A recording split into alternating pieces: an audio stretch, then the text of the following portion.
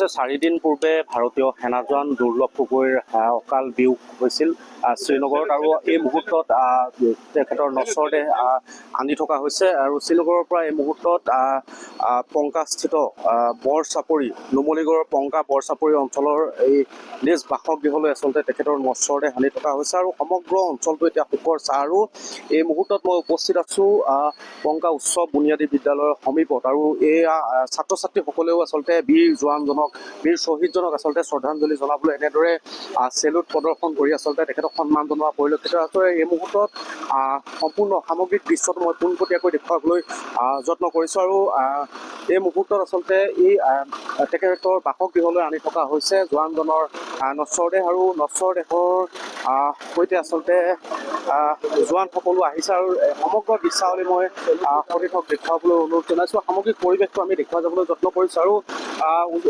পংকা উচ্চ বুনিয়াদী বিদ্যালয়ৰ কণ ছাত্ৰ ছাত্ৰীসকলেও আচলতে এনেদৰে সুন্দৰকৈ আচলতে তেখেতক সন্মান নশ্বৰ দেহত সন্মান জনোৱা পৰিলক্ষিত হৈছে, শ্ৰদ্ধাঞ্জলি জনাইছে এইগৰাকী বীৰ জোৱানক আৰু মই সামগ্ৰিক পৰিৱেশটো ভিডিঅ' ষ্টক দেখুৱাই যাবলৈ অনুৰোধ জনাইছোঁ। মই যদি কথা পাতিব বিচাৰোঁ বীৰ জোৱানজনৰ আচলতে যি নশ্বৰ দেহ সেই নশ্বৰ দেহ আচলতে আনি থকা হৈছে আৰু এই মুহূৰ্তত আপোনালোকৰ বিদ্যালয়ৰ ছাত্ৰ ছাত্ৰীসকলেও দেখা গৈছে যে তেখেতক সন্মান প্ৰদৰ্শন কৰিছে।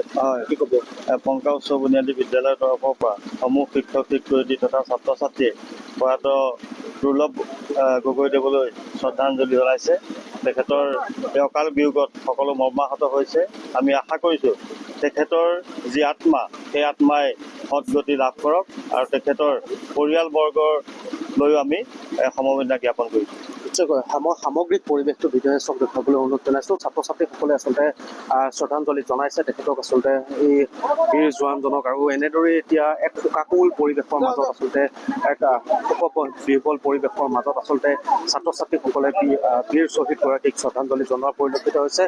কণ শিশুসকলে আচলতে বীৰ জোৱানজনৰ যি নশ্বৰ দেহ আছে নশ্বৰ দেহত আচলতে শেষ শ্ৰদ্ধাঞ্জলি জনাইছে আৰু এই মুহূৰ্তত আচলতে লোকে লোকাৰণ্য হৈ পৰা পৰিলক্ষিত হৈছে আৰু